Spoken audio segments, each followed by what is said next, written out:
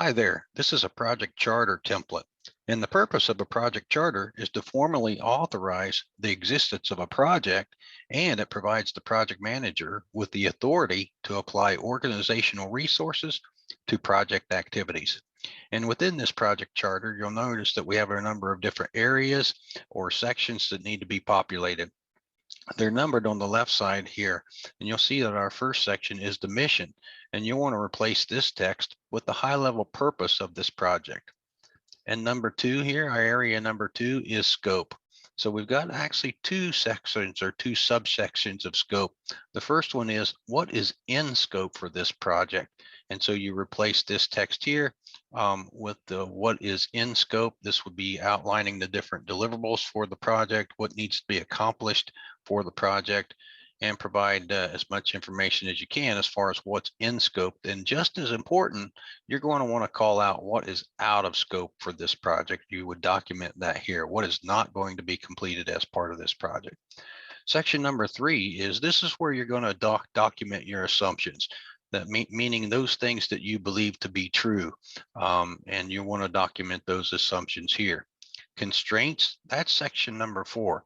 And this is something that is limiting your project in some way. You would want to document that here. Perhaps there's maybe a fixed budget or limited resources or some kind of imposed date that needs to be captured here.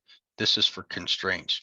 When it comes to time, this is the laying out the timing of the project, not necessarily the hours or effort that's required for the project, but lay out some of the milestones that may be targeted for this project, as well as the deadline date for those milestones.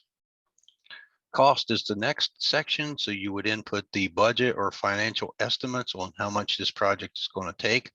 You can see we have a section here where you would list out your various items and input the cost of each one of those, and it'll total it up for you. Risks would be next. This is anything that could possibly go wrong with the project. You're going to want to input those as risks. Again, you can see we have an itemized list here where we would list out those risks for the project.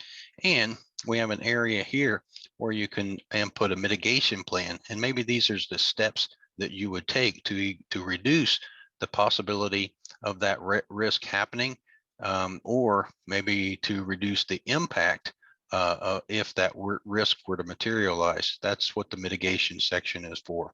The team, this is where you would list out the various roles that would be required for the project. And if you have the names of the people, they would go here.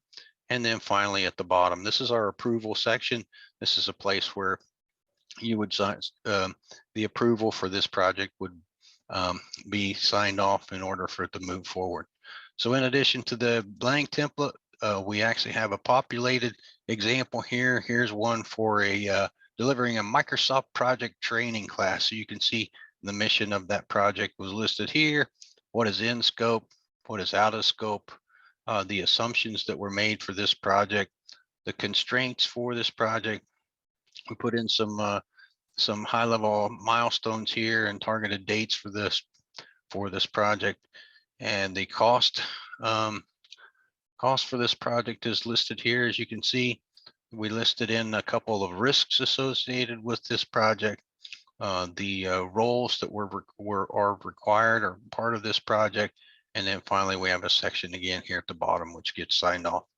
So an example of a project charter. Hope this helps.